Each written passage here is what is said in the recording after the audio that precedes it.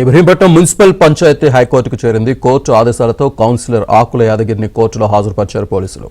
ఆకుల యాదగిరి కనిపించడం లేదని కుటుంబ సభ్యులు హెబియస్ కార్పస్ పిటిషన్ దాఖలు చేశారు. దీంతో తమ ఎదుట హాజరుపరచాలన్న కోర్టు ఆదేశంతో ఇవాళ కౌన్సిలర్ యాదగిరిని కోర్టులో హాజరుపరిచారు. ఇప్పటికే ఇబ్రహీంపట్నం చైర్మన్ ఎన్నికపై హైకోర్టు మధ్యంతర ఉత్తర్వులు జారీ చేసింది.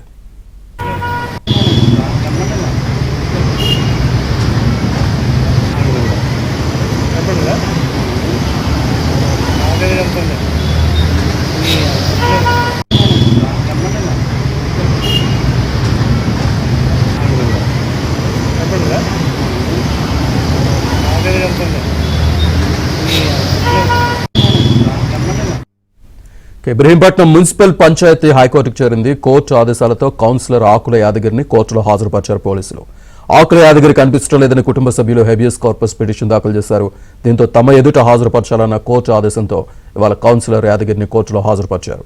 ఇప్పటికే ఇబ్రహీంపట్నం చైర్మన్ ఎన్నికపై హైకోర్టు మధ్యంతర ఉత్తర్వులు జారీ చేసింది. పూర్తి డీటెయిల్స్ మా క్రైమ్ కరెస్పాండెంట్ ప్రవీణ్ అందిస్తారు. ప్రవీణ్, ఇబ్రహీంపట్నం చైర్మన్ ఎన్నికపైన తెలంగాణ హైకోర్టు నిన్న స్టే విధించింది. అయితే మరోవైపు 19వ కౌన్సిలర్ ఆకుల యాదగిరి మిస్సింగ్ అయ్యాడని, కిడ్నాప్ గురయ్యాడంటూ కూడా వారి కుటుంబ సభ్యులు హెబియస్ కార్పస్ పిటిషన్ వేయడంతో 2 రోజుల క్రితం తెలంగాణ హైకోర్టు ఇబ్రహీంపట్నం పోలీసులను ఆదేశించింది. ఆకుల యాదగిరి ఎక్కడున్నా న్యాయస్థానం ముందు హాజరుపరచాలంటూ కూడా 2 రోజుల క్రితం ఆదేశాలు ఇచ్చినటువంటి నేపథ్యంలో కొద్ది నిమిషాల క్రితమే ఆకుల యాదగిరిని తెలంగాణ హైకోర్టు ముందు ఇబ్రహీంపట్నం పోలీసులు హాజరుపరిచారు. మరోవైపు తెలంగాణ హైకోర్టు ఆకుల యాదగిరి యొక్క స్టేట్మెంట్ కూడా రికార్డ్ చేయడం జరిగింది.